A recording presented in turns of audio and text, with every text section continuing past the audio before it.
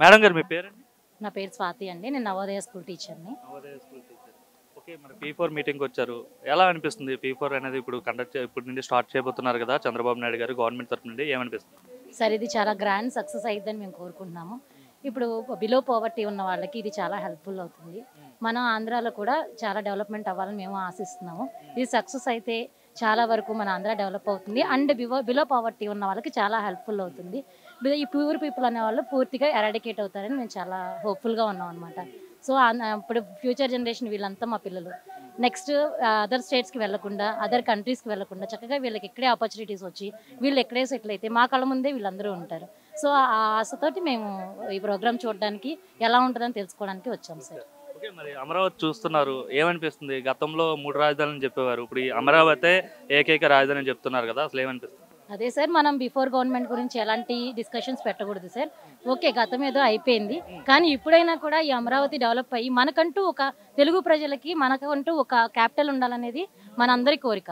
ఇది డెవలప్ అయితే ఈ 5 yearsలో డెవలప్ అయ్యి ఇంకా మంచిగా రెడీ అవ్వాలని మేము అందరం ఆశిస్తున్నాము.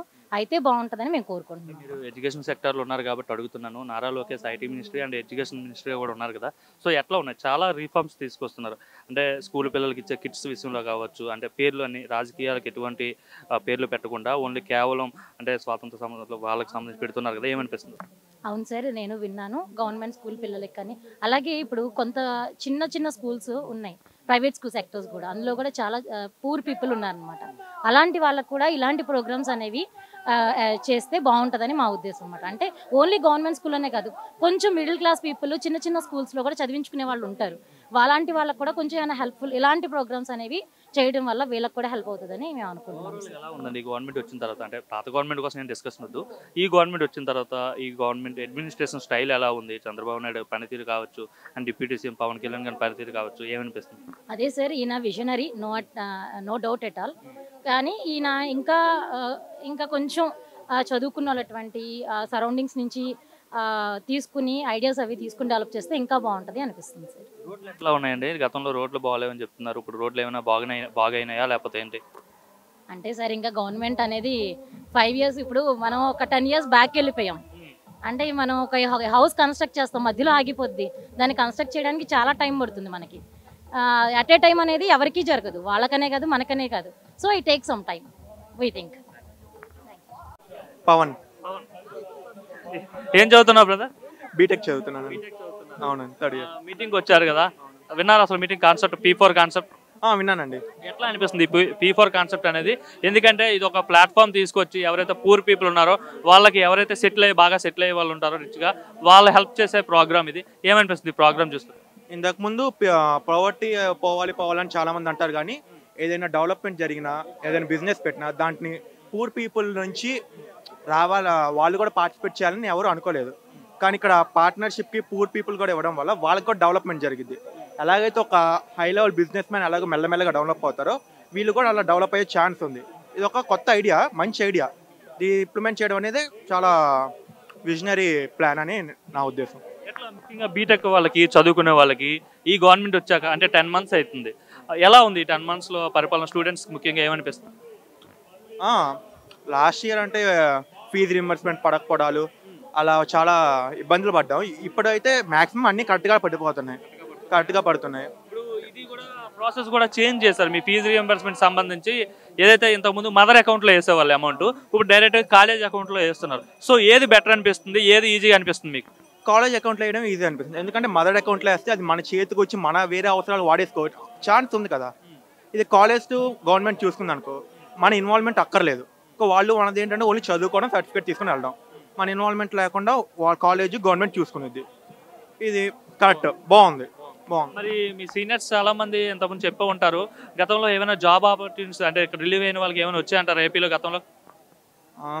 చెప్పాలంటే లాస్ట్ అసలు అందరూ బెంగళూరు, హైదరాబాదు లేకపోతే యూఎస్ అని వెళ్ళిపోవడం ఉన్నారు. ఇప్పుడు ఐటీ కంపెనీస్ రావడానికి ఇంట్రెస్ట్ చూపిస్తున్నాయి. ఆ లాస్ట్ ఐటీ దానికి ఇప్పటికి చాలా డిఫరెన్స్ కనిపిస్తుంది. కొత్తవి వస్తాయి, డెవలప్మెంట్ జరిగిద్దని మేము అనుకుంటున్నాం. జరిగింది. ఎలా పనిచేస్తున్నారు లోకేష్ గారు? అంటే మీకు సంబంధించి కీలకమైన శాఖలు 2 ఆయనే చేస్తున్నాడు. అంటే ఐటీ కావచ్చు, ఇంకోటి ఎడ్యుకేషన్ మినిస్టర్ కూడా ఆయనే చేస్తున్నారు. ఎలా ఉంది ఆయన వర్కింగ్? ఎలా ఉంది? మీకోసం కృషి చేస్తున్నారా? ఎందుకంటే కంపెనీస్ తీసుకురావడానికి ఆయనంతో ప్రయత్నం చేస్తున్నారు ఆయన. ఆయన యాక్చువల్లీ ఒక ఐటీ ఎంప్లాయీగా పనిచేసి వచ్చారు కాబట్టి ఆయనకి ఒక కమాండ్ అంటూ ఉండేది ఈ సెక్టర్ మీద. కాబట్టి ఆయన వేరే ఎన్ఆర్ఐస్తో కానీ కంపెనీస్తో కానీ మాట్లాడడం ఇట్లా చేయడం వల్ల చాలా డెవలప్మెంట్ జరిగిద్దని. గతంలో ఏపీ 30 ఏళ్ళు వెనక్కి వెళ్ళిపోయింది, ఎక్కడ డెవలప్మెంట్ లేదు, ఓన్లీ సంక్షేమ పథకాలు ఇచ్చారని ఇట్లా అనేవారు. సో ఈ టెన్యూర్లోనైనా సరే ఆంధ్రప్రదేశ్ డెవలప్ అవుతుంది అంటారా? అయిద్దని అనుకుంటున్నాం. ఒక 5 years 2 years బ్యాక్ వచ్చి ఇక్కడే ఇదే అమరావతి మేము వెళ్తుంటే ఇది మొత్తం ఒక అడవి టైపులో ఉంది. ఇప్పుడు కొంచెం రోడ్లు వేసారు, ఇవన్నీ బాగున్నాయి, డెవలప్మెంట్ కనిపిస్తుంది కదా, కనిపిస్తుంది, మెల్లమెల్లగా డెవలప్ అవుతుంది. అమరావతి కోసం ఏం చెప్తారు? ఎందుకంటే గతంలో రాజధాని ఏంటంటే చెప్పుకోలేని పరిస్థితి, చాలా మంది ట్రోల్స్ కూడా చేసేవాళ్ళు, ఆంధ్ర అంటే మీకు రాజధాని లేదు ఇట్లా ఇట్లా మాట్లాడేవారు. సో అలాంటి వాళ్ళకి ఏం సమాధానం చెప్తారు? ఇప్పుడు డెవలప్ అవుతుంది, జరిగిద్ది త్వరలో. ఇది కూడా ఇంకో హైదరాబాద్, ఇంకొక మెట్రోపాలిటన్ సిటీగా మారిద్ది. చంద్రబాబు కూడా విజన్ 2047 అంటారు, దేశంలోనే అగ్రగామి నగరంగా అమరావతిని తీర్చిదిద్దుతానని ఆయన చెప్తున్నాడు. నమ్మకం ఉందా చంద్రబాబు పైన మీకు?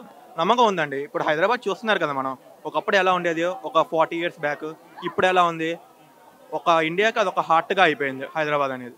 సో ఇది కూడా అలా డెవలప్ అయ్యింది ఒక విజనరీ లీడర్ చేతిలో పెడితే అని మేము అనుకుంటున్నాం. సార్ మీ పేరండి? నాగేశ్వరరావు, రాజమండ్రి నుంచి రాజమండ్రి నుండి వచ్చారు. ఏంటి సార్ రాజమండ్రి నుండి వచ్చారు ఈ P4 కాన్సెప్ట్ లాంచింగ్ మీటింగ్కి? ఈ లాంచింగ్ మీటింగ్ అంటే పేదరిక నిర్మూలన నిమిత్తం ఉన్నత వర్గాలను పేద వర్గాలను కలిపి సమతుల్యత పాటించడం కోసం అని చెప్పేసి ఈ యొక్క కార్యక్రమాన్ని పెట్టారు.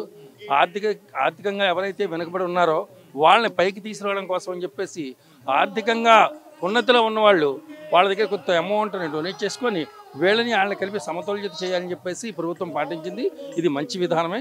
దీన్ని ప్రభుత్వమే ముందుకు వచ్చి ఇటువంటి ప్లాట్ఫామ్ క్రియేట్ చేసి పెట్టడాన్ని కాన్సెప్ట్ ఇటువంటి కార్యక్రమం చాలా ఉన్నతమైన కార్యక్రమంగా మనం భావించాలి. ఎందుకంటే ఎంతోమంది అందరూ చాలామంది ఉన్నతాధికారులు ఉంటారు, అదేవిధంగా డబ్బున్న వాళ్ళు ఉంటారు. అందరికీ ఇక సహృదయత ఉండదు. పార్టీని తీసుకొని మనం ముందు ఈ పార్టీ ద్వారా వాళ్ళ దగ్గరికి వెళ్ళి వాళ్ళు ఎప్పుడైతే ఒక ఉన్నతాధికారి అంటే ఒక ముఖ్యమంత్రి లాంటి వాళ్ళు లేక మిగతా మంత్రులందరూ కూడా వచ్చి వాళ్ళని ఎప్పుడైతే అభ్యర్థన చేసినప్పుడు వాళ్ళు కూడా ముందుకు వచ్చి సాధారణ వ్యక్తులు వెళ్ళినప్పుడు చేయడు. అలాంటి వ్యక్తులు ఉన్నతమైన వ్యక్తులు వెళ్ళి పదవిలో ఉన్న వ్యక్తులు ఎప్పుడైతే చెప్తారో ఇది సన్మార్గం అని చెప్పేసి ఆలోచించి దానికి కొంత వాళ్ళు ఖర్చు పెట్టడానికి కూడా ముందుకు వస్తారు. ఈ రకంగా అభివృద్ధిలో చెందడానికి పేదవర్గాన్ని నిర్మూలించడానికి ఈ P4 అనే కార్యక్రమం చాలా ఉన్నతమైనదిగా భావిస్తూ ఎలా ఉందండి ఓవరాల్గా చంద్రబాబు పరిపాలన చూస్తే ఏమనిపిస్తుంది? అసలు 10 నెలలు అవుతుంది. ఇదివరకైతే కొంతమంది ఇబ్బందులు పడ్డ వాస్తవమే, ఇప్పుడు కొంచెం కోలుకుంటున్నారనే చెప్పుకోవాలి. ఎందుకంటే టైంకి కొంచెం ఇవి కూడా అవి ఎలా ఉన్నాయో అలాగే అదేవిధంగా పెన్షన్స్ అవి రావడం అన్నీ కూడా బాగానే జరుగుతుంది. ఇది చాలా సంతోషకరమైన విషయం. డెవలప్మెంట్ ముఖ్యంగా చంద్రబాబు అంటే కొద్దిగా డెవలప్మెంట్ అంటారు కదా, మరి డెవలప్మెంట్ అవుతుంది అంటారా ఈ 5 ఏళ్లలో? కొంత అవ్వాలని మేము కోరుకుంటున్నాం. కొంతవరకు లాక్కొస్తున్నాడు. కొంచెం ఇప్పుడు ఆర్థికంగా ఇప్పుడు ఆర్థిక స్తోమత లేని ప్రభుత్వాన్ని మెల్లిగా ఆర్థికం నుంచి తీసుకొచ్చి ఆర్థికానికి పెంచుకుంటూ తీసుకొని రావాల్సిన కార్యక్రమం మన మీద ఉంది కొంత. అదే బాధ్యత. ఇప్పుడు మనకి ఒక ఇంట్లో ఒక వ్యక్తి ఆర్థిక స్తోమత తెలుసుకోవాలంటే తనకున్న సొమ్ముని కొంతవరకు పెట్టుబడిగా పెట్టుకొని ఇది రాకుంటూ రావాలి. అలాగే ఇప్పుడు ఒక ప్రభుత్వం రావాలంటే కొంతవరకు కష్టతరమైన సమస్య ఇది. అంచేత ఇటువంటి కార్యక్రమాలను చేసేటప్పుడు కొద్దిగా లేట్గానే జరిగితే మనం కొద్దిగా దాన్ని మనం అర్థం చేసుకొని ప్రభుత్వాన్ని ఆర్థిక స్తోమతను అర్థం చేసుకొని మెల్లిగా ముందుకు నడిపించుకెళ్తాం. అమరావతి ఎలా అనిపిస్తుంది చూసారుగా ఎంత పెద్ద? ఇప్పుడు ఇలా ఉంది, ఇంకొక 20 ఏళ్ళకో 25 ఏళ్ళకో ఇది చాలా అద్భుతమైన నగరంగా అవుతుందని చెప్పేసి మేము భావిస్తున్నాం. చంద్రబాబు కూడా అదే అంటున్నారు, దేశంలోనే అంటే చాలా పెద్ద మంచి నగరంగా తీర్చిదిద్దుతానని చేస్తే ఆయన అంటున్నాడు. చేయగలుగుతాడా మరి చంద్రబాబు? జరిగితే ఆనందించాల్సిన విషయం, చేయాలని చెప్పేసి మా కోరిక. జరిగితే మేమందరూ సంతోషిస్తాం. ఇక్కడ ఈ ప్రాంతం వాళ్ళు కూడా చాలా సంతోషపడతారు, అభివృద్ధిలోకి వస్తుంది. అలాగే ఇండియాలో ఒక భాగమైన విజయవాడ కూడా అభివృద్ధిలో, అమరావతి కూడా అభివృద్ధిలోకి వచ్చిందని మేమందరం పార్టీ తరఫు నుంచి ఆయన తరఫు నుంచి మేమందరం కూడా సంతోషంగా థ్యాంక్ యూ.